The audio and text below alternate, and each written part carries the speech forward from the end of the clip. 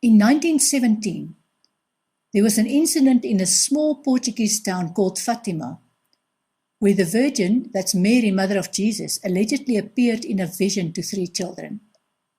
The children were given a prophecy that prayer would end the Great War. That's the First World War, which ended in 1918. And they were given a description of hell.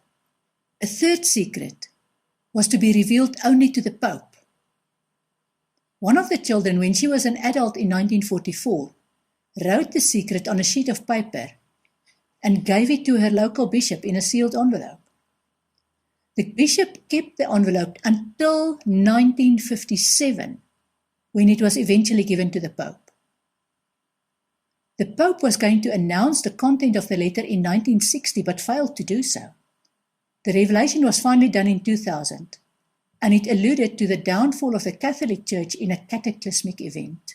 The Catholic Church in 1917 invented a novena, that's a form of worship consisting of special prayers or services on 9 successive days, to Fatima, and sold this idea to Muslims who believed that they were honoring Fatima, the daughter of Muhammad, which is what the Jesuits wanted them to believe. They were in fact lured into praying to Mary, mother of Jesus, who was associated with the incident in the town called Fatima in Portugal. There is more to this story of Fatima, but you can do your own research. I describe the most salient points to illustrate to you that religion can and has been used to manipulate people for centuries. Spirituality, on the other hand, is a deep and personal connection with your Maker that you can achieve with meditation and even with simply being aware of your thoughts and ensuring that you focus on God's creation rather than on your emotions. Another example of this division is the situation of the Dalai Lama, who is the foremost spiritual leader of the Gelug or Yellow Hat school of Tibetan Buddhism. But he is living as a refugee in India. He had to flee Tibet after the Chinese suppression of a national uprising in Tibet in 1959, the result of politics. Divisions and intolerance caused by religion and beliefs are examples of eating of the fruits of the tree of knowledge of good and evil. We can stop this by following the golden rule that runs through all religions and belief systems, namely, love your neighbor like you love yourself. Here's a question for you. If it is wrong to eat from the tree of the knowledge of good and evil, does this mean that we must blindly accept everyone and everything that comes our way? I wouldn't say that. Let me give you some examples. Will I ever marry a person of a different race? I have no idea. What I do know is that I won't marry a person who belittles me or puts my life in danger, or that I have nothing in common with. You may say, but skin color is important, otherwise you'll be ostracized by your community. If that's important to you, then I would challenge what you bring to the relationship. Surely shared interests, values, and respect are far more important building blocks of a relationship than something as superficial as skin color. Would I ever marry a religious person, considering that I turned my back on organized religion decades ago? Probably not. Or maybe I would, because I believe in the philosophy of live and let live. What I wouldn't do is marry a person who does his utmost to try and convert everyone to his own religious beliefs. Would I ever have a lesbian relationship? I would say the answer is no in this life. The reason is simple. For this life, and looking back at the love relationships I've had, I clearly chose to personally be heterosexual in this part of my eternal journey.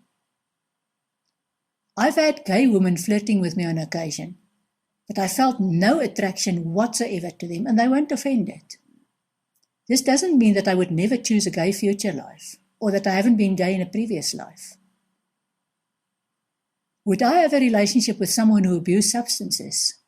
I did, and the marriage was a disaster to a large extent because of that. Should I have known better? Yes, and I did. And despite all the warning signs, I went ahead and did it, because that was part of my life path and my contract with that person.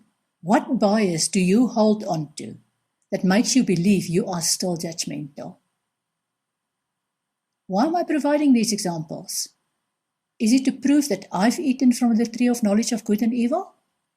On the contrary, I wanted to demonstrate that we have free will and we make choices. Sometimes these choices are based on superficial matters that can be regarded as judgmental. Where this is the case, we still miss the bigger picture, which requires us to understand that each person is a unique creation of our Maker, and that we need to respect these differences. There is another aspect that comes into play with these choices, namely discernment, which is the spiritual option. Discernment means that we are aware of the impact that other people and their habits have on ourselves, and we base our choices on what resonates with us. To give you a few more examples, I have many lovely friends who enjoy the occasional glass of wine, and I don't use any alcohol at all. Does this give me the right to judge my friends? Absolutely not. They know, and I know, of the good times we shared in the past over a glass of wine. That was before I woke up one morning and realized that I would never enjoy a glass of wine again. Not because I'm holier than thou, but because that was my personal realization of where I was in my spiritual journey. Will a glass of wine kill me? No, of course not. I simply choose to abstain because I intuitively know that this is the right thing for me to do. My view on drugs is similar. I've never in my life felt any need to experiment with any kind of recreational drug. I just intuitively know that taking any such drugs will not work for me. Does that mean that I approve or disapprove of other people taking recreational drugs? I've over the years learned that it's not for me to judge the path that other people chose, especially where their paths are different from mine. I also have a natural aversion to any drugs that are prescribed by medical practitioners, because I intuitively know that my body can heal itself, and that drugs are not a good idea for me. However, I am truly fortunate in that I literally get a headache twice a year. When I feel that the headache is at its worst, I take 2 aspirin and I get relief for another 6 months within half an hour. Whenever I become aware that people take chronic medication for a range of conditions, I'm reminded that our bodies can cure themselves. I can get onto a pedestal and give a sermon about the dangers of prescription medicine and the benefits of lifestyle choices.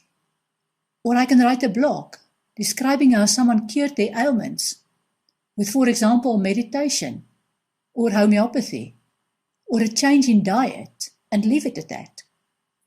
Judgment will get me on the pedestal and let me cause offense, whereas providing solid information will prove my discernment and give me and other people choices.